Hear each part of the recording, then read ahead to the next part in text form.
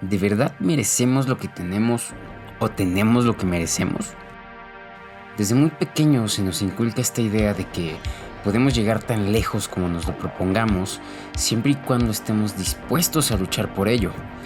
Y con base en esto nos sumergimos en un sistema altamente competitivo, donde cada vez tienes que correr más rápido solo para intentar, la mayoría de las veces, simplemente no moverte de tu lugar. Y esto lo justificamos con la proeza de que vivimos en una sociedad donde es posible lograr lo imposible, no importa el deseo o la meta. Si de verdad te lo propones, sin importar quién seas, de dónde seas o cómo seas, si trabajas y luchas duro por ello, la sociedad o el universo tarde o temprano acudirán a tu llamado, concediéndote el fruto de tu esfuerzo como premio a tu increíble perseverancia y disciplina. Y con este discurso profundamente enterrado en nuestras cabezas, nos empujamos día a día con la promesa de que en algún momento el trabajo duro dará frutos. Sin embargo, para la mayoría de las personas que habitamos este planeta, ese día jamás llega. Desde muy temprano en la escuela se nos enseña un sistema jerárquico de clasificación de personas. En este caso, es de acuerdo al desempeño académico. Y quizá no sea el caso de todos, pero sé que sí lo es para todos aquellos que tuvimos la desfortuna de estudiar en escuelas con sistemas de enseñanza mediocres, que miden y determinan el valor de los estudiantes de acuerdo a sus calificaciones, de forma que a los estudiantes con notas más altas se les da más valor que a aquellos con las notas más bajas. Y esta diferenciación produce diferentes situaciones que promueven generalmente actitudes negativas hacia los estudiantes con notas deficientes, tales como el rechazo, la exclusión, el maltrato, las burlas, los actos de desprecio, etc.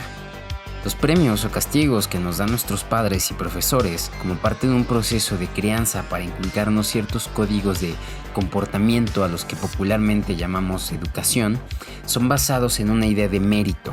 Si tus notas son altas y tu conducta es buena, dócil, noble y manipulable, entonces eres merecedor de un premio, que generalmente es alguna recompensa material que será pasajera, pero que dejará en nosotros la profunda necesidad de sentirnos recompensados y merecedores del bien y del reconocimiento que hemos obtenido. Y por el contrario, cuando nuestro desempeño escolar es malo, nuestra conducta es hostil, perspicaz y poco manipulable, entonces nos volvemos de igual manera merecedores, pero en esta ocasión de un castigo, que puede ser emocional o físico. Sin embargo, este castigo para aprender la supuesta lección puede también consistir en privarnos de ciertas libertades u objetos. En ambos casos, toca merecer. Y esa es la idea que se siembra y germina en nuestras perturbadas cabezas a lo largo de la vida, siendo de cierta forma una especie de simulacros sobre los premios o castigos que nos esperarán en un futuro como adultos. Toda esta metodología sirve para nutrir una ideología que no solo se usa para venderte el sueño americano, mediante libros de autoayuda, biografías de personas consideradas como socialmente exitosas o cursos de emprendimiento, de sanación y astrología, sino que sus repercusiones llegan a las esferas políticas y empresariales, quienes se valen de esta para perpetuar sus posiciones y obvio su influencia y poder en la sociedad. Y sí, esto ya lo sabemos, lo sé, pero lo cabrón aquí, lo preocupante, es que normalizamos estas pinches situaciones, formamos parte de ellas, participamos en ellas y las reproducimos en diferentes escenarios en nuestro día a día, y prácticamente nadie, ni tú ni yo, escapamos de ellas, porque pensamos que es bien pinches normal. Y el pedo es que creernos el discurso de las meritocracias nos empuja a consensuar el desprecio sistémico hacia personas cuyo trabajo, posición social o características son socialmente menos valoradas, como el trato que se le dispone a un albañil y a un godín, desprestigiando al primero y glorificando lo segundo, siendo que es incuestionable la tremenda importancia que la albañilería tiene para nuestras sociedades. Simplemente no importa, aplaudimos más el trabajo de oficina con uniformes de etiqueta. Pero, ¿por qué seguimos siendo tan fieles creyentes de la parcialidad del mérito en nuestras sociedades, aun cuando la desigualdad está tan latente y tan a la vista de todos?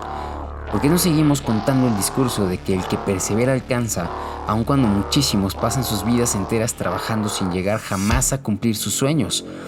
¿Por qué, aunque nuestra generación está más preparada que las anteriores, somos más pobres que nuestros padres? Aun cuando tenemos una cruda realidad donde no hay igualdad de oportunidades para todos y el bienestar en este planeta es un derecho reservado para unos cuantos, decidimos activar nuestro pensamiento mágico repitiendo en forma de mantra frases como el querer es poder, estás jodido porque quieres, si crees que lo mereces el universo te obedece, el trabajo duro es la clave del éxito o si lo puedes soñar lo puedes lograr. ¿Qué tanto de esto será verdad y qué tanto no lo será? Yo soy Anton y el mal viaje de hoy, meritocracia. La cultura con mente más pobre de todas, es como la gran noticia, ¿no? Felicidad, los latinos somos los seres humanos con la mente más pobre de todas. Los latinos somos los seres humanos con la mente más pobre de todas. Y la explicación por qué somos la cultura con la mentalidad más pobre de todas.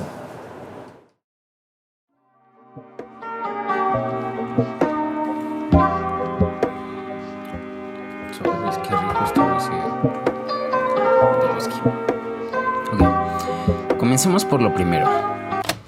¿Qué es la meritocracia? Wikipedia, la versión postmoderna de la Biblioteca de Alejandría, nos dice que la meritocracia es lo siguiente. La meritocracia es un término proveniente del latín meritum, que significa debida recompensa. A su vez, de mereri, que es ganar o merecer, y del sufijo krasia, del griego kratos, en griego poder o fuerza, o gobiernos de los mejores. Es una forma de gobierno basada en el mérito. Las jerarquías deberían de ser conquistadas por el mérito y hay un predominio de valores asociados a la valoración de la capacidad individual frente a los demás y por tanto del espíritu competitivo. El modelo ideal meritocrático de organización social promovería a los individuos considerados mejores en los diferentes cuerpos sociales, los políticos y económicos, escuela, universidad, instituciones civiles o militares, mundo del trabajo, administraciones, Estado, etc. Por extensión, la meritocracia hace referencia a la selección social o jerarquización social por la valoración de un tipo de méritos, o sea, de un meritaje, para el desempeño de puestos de gobierno, laborales, económicos y sociales. Sin embargo, se realizan críticas a la meritocracia por ser generadora de desigualdad social y desigualdad económica y consolidación social de las jerarquías y los privilegios, es decir, del status quo. Pues en teoría suena muy vergas, ¿no?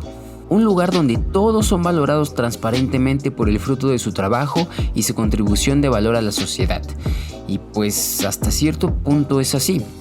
Por eso tenemos a diferentes líderes sociales que han contribuido supuestamente a mejorar la calidad de vida de los humanos con el desarrollo de ciencia, tecnología, arte, política, etcétera, etcétera, etcétera. Sin embargo, el pedo con la meritocracia no son sus principios en sí. Quizá en realidad es una buena idea. El pedo acá radica en nuestra incapacidad como sociedad de poder realmente ejercerla, y esto es causa de una problemática asquerosamente compleja. Creer que tenemos lo que merecemos es un arma de doble filo. Por un lado, si lo que tienes es riqueza, entonces estarás convencido de que tus posesiones o posiciones son fruto de tu esfuerzo, haya sido este mucho o poco, y por lo tanto eres merecedor legítimo de aquellos bienes de los que gozas y tienes más derechos sobre ellos que otras personas.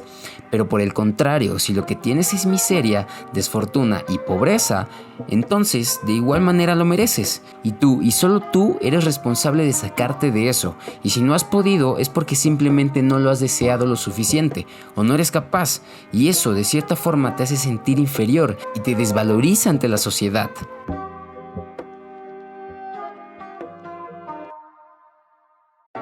Ok, pero ¿por qué creemos que las personas obtienen lo que merecen? ¿En base a qué? Bien, no es una revelación ni nada nuevo el hecho de que vivimos en una sociedad asquerosamente no igualitaria. La desigualdad no solo es una realidad bastante evidente, sino que hay grupos de personas que la aceptan e incluso la justifican.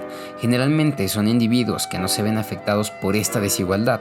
De hecho, tienden a ser individuos que se ven directamente beneficiados del mecanismo que permite dichas desigualdades.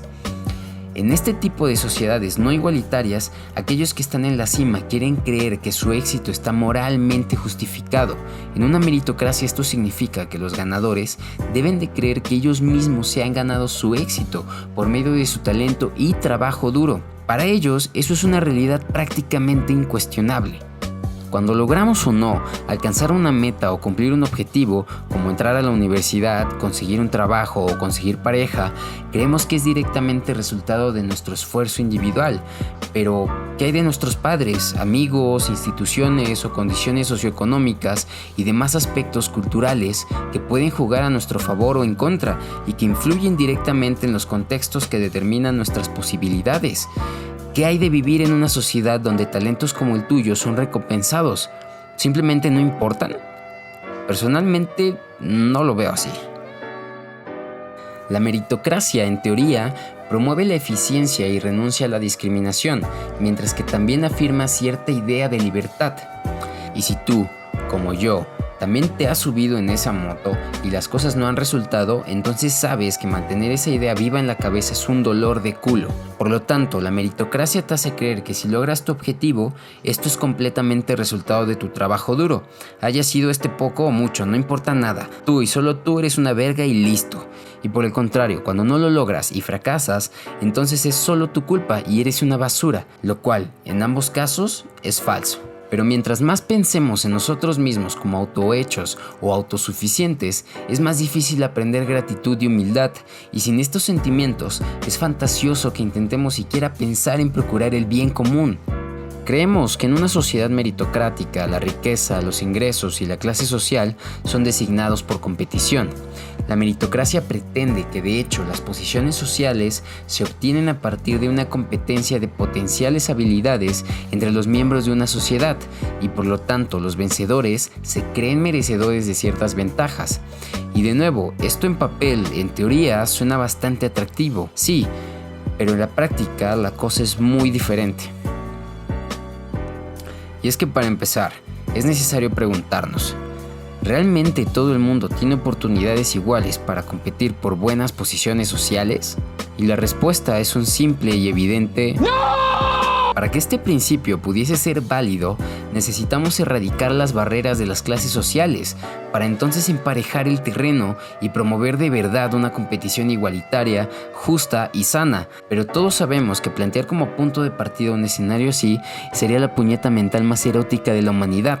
Es necesario dejar en claro que la meritocracia funciona por medio de una retórica del levantamiento, que es la promesa de que aquellos que trabajan duro y siguen las reglas podrán llegar tan lejos como sus sueños y talentos se lo permitan. Y es que en el presente nosotros vemos el éxito no como una especie de suerte o gracia, sino como algo que nos ganamos por medio de nuestro propio esfuerzo y nos da la ilusión de que tenemos la habilidad de controlar nuestro destino por medio de nuestras acciones, de nuestro trabajo duro, de tal forma que el éxito es una señal de virtud y ya no un favor del universo, el azar o de los dioses como se creía antiguamente. Y de inicio sí, este es un pensamiento que empodera y motiva a las personas a pensarse a sí mismas como responsables por su fe y no víctimas de fuerzas más allá de su control, como la política, la economía, la desigualdad social, la delincuencia o las relaciones internacionales. Nope, bajo esta retórica, todo eso es una mierda. Aquí los pensamientos, la mente y la fe pueden más que estas superestructuras globales. Sin embargo, esto también tiene su lado oscuro. Pues mientras más nos percibimos a nosotros mismos como seres autohechos y autosuficientes, menos estamos dispuestos a preocuparnos por aquellos que son menos afortunados que nosotros, ya que nos lleva a construir una lógica estúpida de creer que si mi éxito es mi creación, entonces su fracaso pues debe de ser su culpa, ¿no?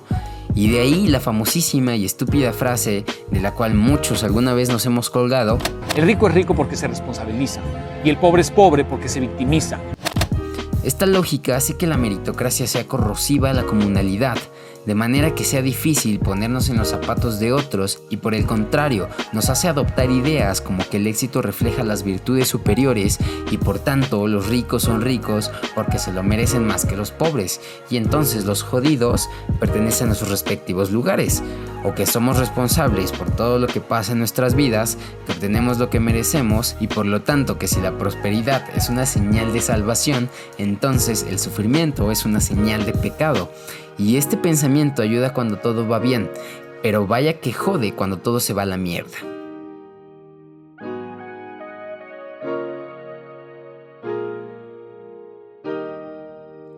Así que aunque de inicio la meritocracia tiene un buen lejos y se ve igual de prometedora que el puesto de tacos de su aperro de la esquina que siempre está hasta la madre, de cerca la neta es que no está tan buena. En la práctica, este sistema genera desde mi punto de vista dos grandes problemáticas: desigualdad y discriminación. Así es, la desigualdad nace de las distinciones que produce el meritaje, arrojando contrastes tales como rico-pobre, bueno-malo, competente-incompetente, inteligente-tonto, letrado-ignorante, exitoso-fracasado, ganador-perdedor, etcétera, etcétera, etcétera.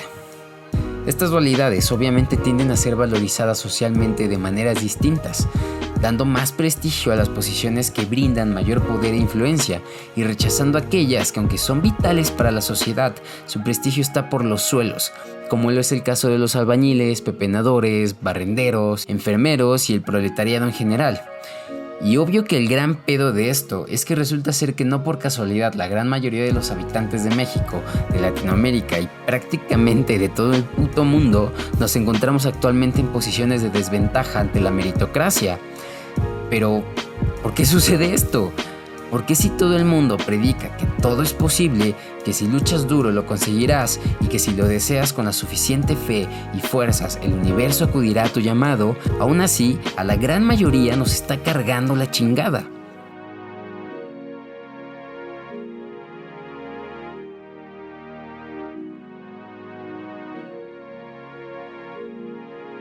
Así que ante todo esto cabe preguntarse: ¿por qué chingados solo un puñado de personas en la sociedad son exitosas, ricas y virtuosas?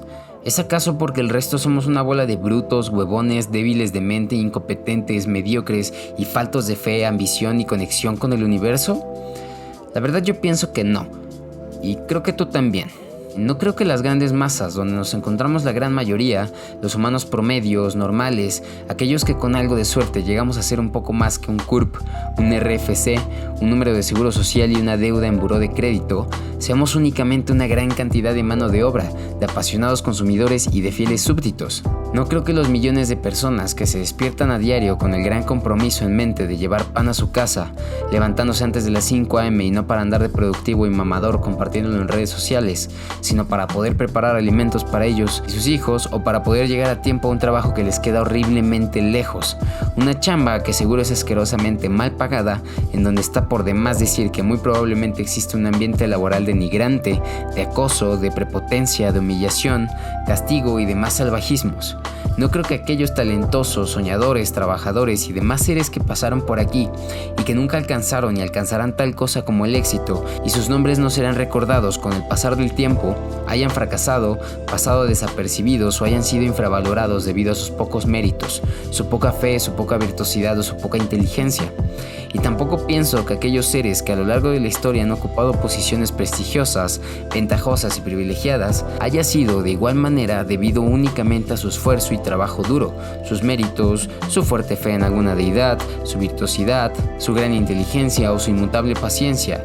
Porque a ver, no mames, ¿acaso trabajar 30 años para la misma empresa de mierda haciendo algo que odias para poder jubilarte y entonces supuestamente disfrutar de tu decrepitud no requiere paciencia?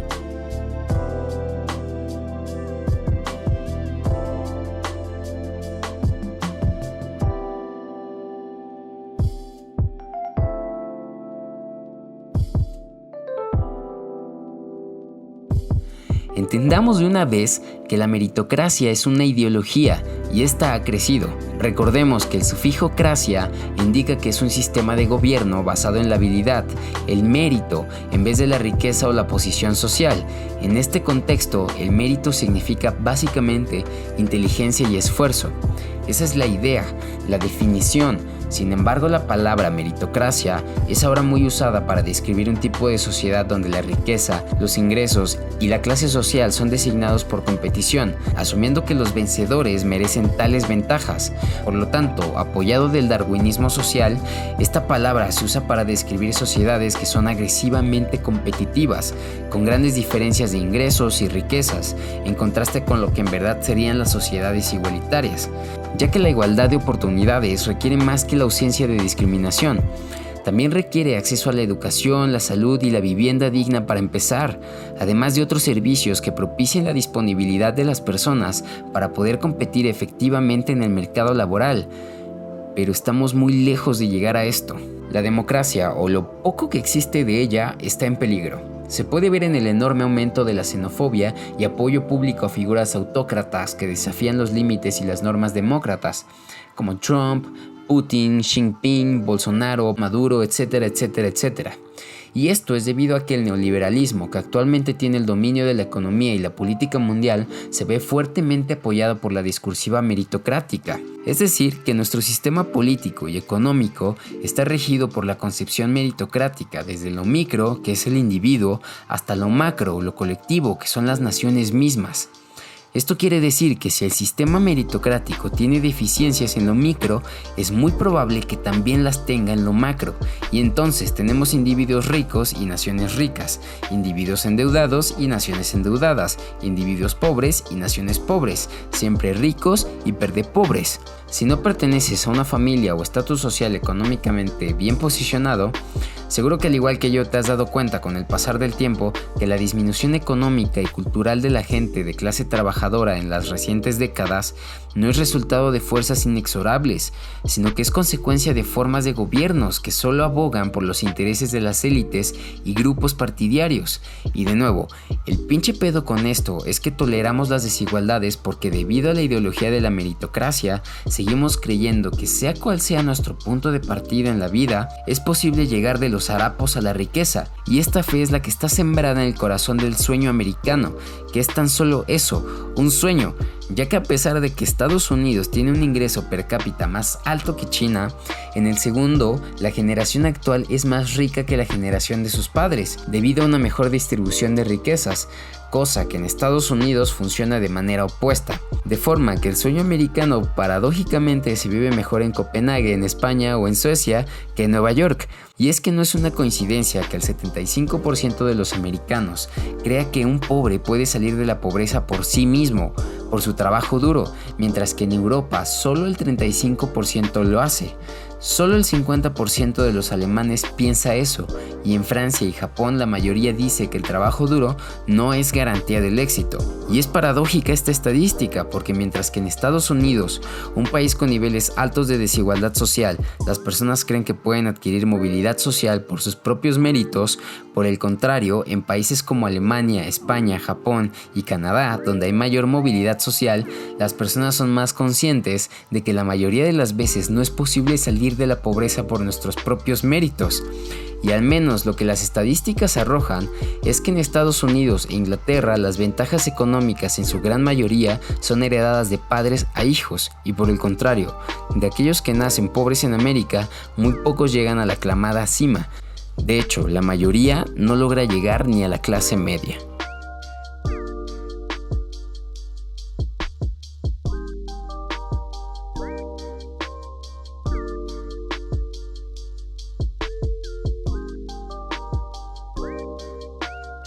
Sin embargo, no es una casualidad que tengamos bien arraigadas estas contradictorias creencias y que por tanto demos por sentado la forma en la cual el sistema funciona, lo reificamos y creemos que es así por naturaleza, porque así debe de ser, y no porque sea un sistema que está inteligentemente diseñado y estructurado para mantener las posiciones y beneficios de algunas élites privilegiadas, y que por tanto de fallido no tiene nada, porque sirve para su único objetivo, que es la generación de capital sin importar más nada. Esto se debe en gran parte a que el discurso de la meritocracia es un discurso que tenemos culturalmente muy internalizado. Lo podemos ver como argumento en campañas políticas, en la forma en la que determinamos la estima social de las personas de acuerdo a sus méritos, ya sean laborales, académicos o económicos. Mientras más posean, más valiosos son, y mientras menos lo hagan, entonces serán más despreciables. Lo cierto es que la meritocracia de hoy se ha transformado en una clase de aristocracia hereditaria. No es coincidencia que 2/3 de los estudiantes de Harvard y Stanford vienen de familias top 5 de la escala de ingresos más altos, y esta equivalencia se repite en diferentes sectores de la sociedad: puestos de gobierno, burocracias, puestos altos en empresas privadas, incluso en ámbitos deportivos y artísticos. En muchas de las cúspides de la excelencia en diferentes disciplinas se encuentran en su gran mayoría casualmente personas que pertenecen a familias o círculos sociales económicamente privilegiados. Y por si la posición de riqueza fuese poco, la legitimidad de la meritocracia se sostiene también en la infusión en la cultura popular y pseudo-espiritual del concepto de merecer, por medio de las posverdades y el relativismo cognitivo, que nos hace percibir al mundo a la luz de nuestros miedos y esperanzas. Las creencias y convicciones dan forma a nuestra percepción, de manera que solo nos permite ver el mundo a través de nuestros ideales y expectativas. Y entonces evitamos discursos más crudos y complejos que nos invitan a ver que las condiciones económicas, políticas y sociales, además de tener la suerte de que tu talento sea valorado y reconocido en sociedad en el momento histórico social exacto en el que te tocó existir, condicionan y por lo tanto determinan en gran medida tu éxito o tu fracaso. Y es que claro, ¿cómo cuestionar esto? ¿Cómo librarnos de ello? Si desde hace miles de años se nos viene diciendo que aquel que pide, recibe, el que busca, halla, y al que llama, se le abrirá. O que nuestra conciencia eligió nuestro lugar de nacimiento antes de encarnar según nuestro karma, y por ello algunos eligen de manera casi heroica o mesiánica nacer en una familia pobre con una niñez donde sufrirán de abuso sexual y explotación toda su vida, y eso es todo lo que conocerán. Por favor, raza, dejemos estos pensamientos estúpidos e interpretaciones ambiguas de la realidad atrás y entendamos que hay gente que ha pedido y buscado y llamado toda la vida y aún así ni se les dio, ni encontraron, ni se les abrió jamás, y así se murieron, sin tener vacaciones, sin cumplir sueños ni metas, es más, sin siquiera tenerlos, y no, tampoco lo eligieron. Y es que, por favor, nadie sería tan estúpido como para elegir condiciones miserables de vida para renacer y entonces aprender la lección de que este mundo es un lugar duro, frío, solitario y cruel para la gran mayoría, y eso no tiene nada de espiritual. Eso es una realidad que nos negamos a ver, contándonos metarrelatos de todo tipo durante miles de vidas, durante miles de años. Mientras sigamos creyendo en este tipo de ideologías, seguiremos pensando que las posiciones sociales en realidad reflejan lo que la gente merece, que los pobres son pobres porque quieren, porque eligen tener una vida llena de limitaciones, complicaciones y de necesidades y de deseos que jamás serán satisfechos debido a una no declarada pero sí implícita y adjudicada estupidez.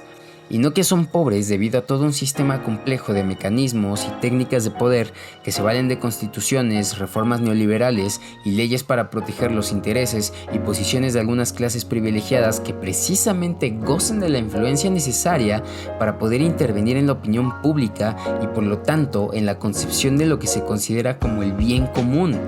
De manera que en una sociedad no igualitaria, seguiremos creyendo que las personas ricas, los ridículamente millonarios, aquellos que están en la cima, su éxito está moralmente justificado. Porque en una meritocracia esto significa que los ganadores deben de creer que ellos se han ganado su éxito por medio de su talento y su trabajo duro, y por lo tanto que los ricos no se deben a la suerte en el mercado sujeta a contingencias fuera de nuestro control, como lo pueden ser la demanda de nuevas necesidades o un cambio en las apreciaciones sociales.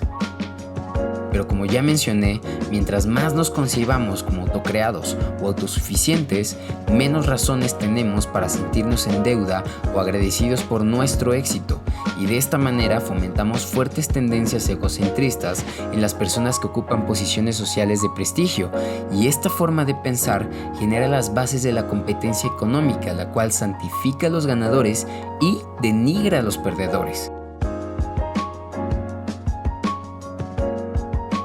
Y bueno, a estas alturas te preguntarás, ¿Y cuál es la solución a todo esto? Y la verdad es que no lo sé, no tengo ni idea. Pero pienso que para comenzar a cambiarlo es necesario conocerlo, hacernos conscientes de ello, para poder ver el problema y la forma en que yo y mis iguales nos reflejamos en él y a su vez nos vemos fuertemente condicionados por este. Así que tú que estás escuchando esto, sé que muy probablemente, al igual que quien está hablando, también sientes hastío por las condiciones sociales actuales, por la inmensa desigualdad, inseguridad, la escasez de oportunidades, de empleos, de dinero y por lo tanto de bienestar. Tengo que confesar que recién cumplí 29 años y no he visto ningún cambio sustancial en la calidad de vida de las personas que me rodean. Y no mentiré, algunos de ellos han mejorado su calidad de vida de forma significativa, y no precisamente todos por cuestiones meritocráticas. Pero ese no es el caso de la gran mayoría, la que vive al día con enormes sacrificios, con trabajos que no disfrutan, que además son mal pagados, con deudas iliquidables, con altos niveles de estrés, depresión, ansiedad, frustración y miedo respecto al futuro, porque aunque logramos ocultarlo con alguna distracción banal de nuestra preferencia, en el fondo sabemos que nuestra vida está pendiendo de un hilo, y el vacío de la incertidumbre aguarda por nosotros, como lo ha hecho por millones de personas que se encuentran ahora en situación de pobreza y miseria en todo el mundo. Y ese es el fantasma que rasca nuestras conciencias al intentar dormir y que intentamos ilusamente ignorar. Porque el problema está ahí, en las limitaciones de cada decisión que tomas, de cada gusto, cada necesidad, incluso cada sentimiento y pensamiento. Todo el tiempo estamos condicionados a vivir algo que en el fondo sabemos muy bien que no tiene sentido. Y aunque eso nos aterra, la pregunta sería, ¿cuándo vamos a afrontarlo? ¿Por qué estamos esperando? Estamos en la recta final, podemos ver el inmenso abismo delante de nosotros y aún así, ¿no vamos a cambiar de dirección? ¿Ni siquiera dejaremos de acelerar? Y la respuesta hasta el momento parece ser un corto y crudo no.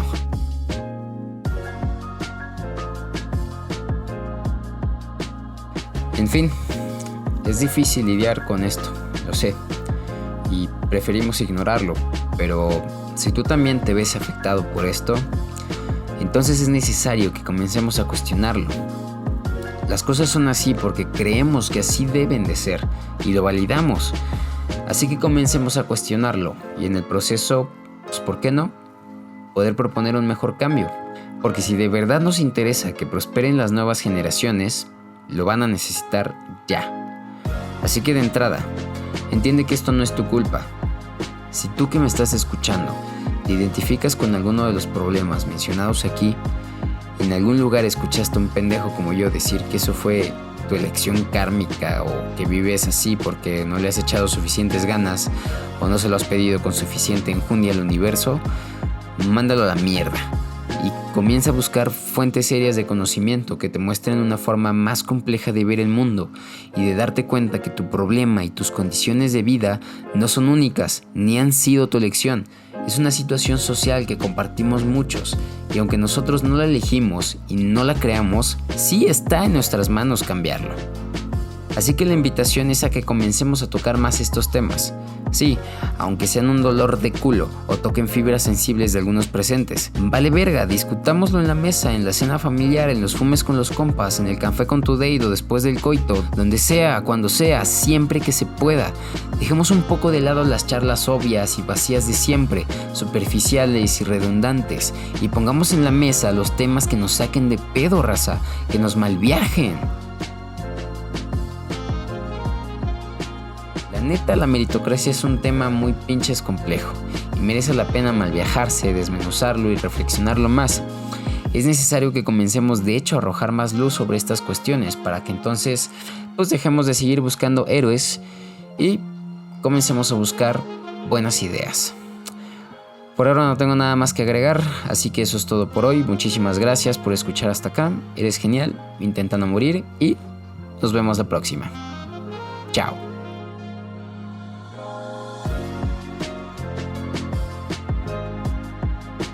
Y por cierto, para escribir este podcast me basé en el libro de Michael J. Sandel, que es llamado La tiranía de la meritocracia.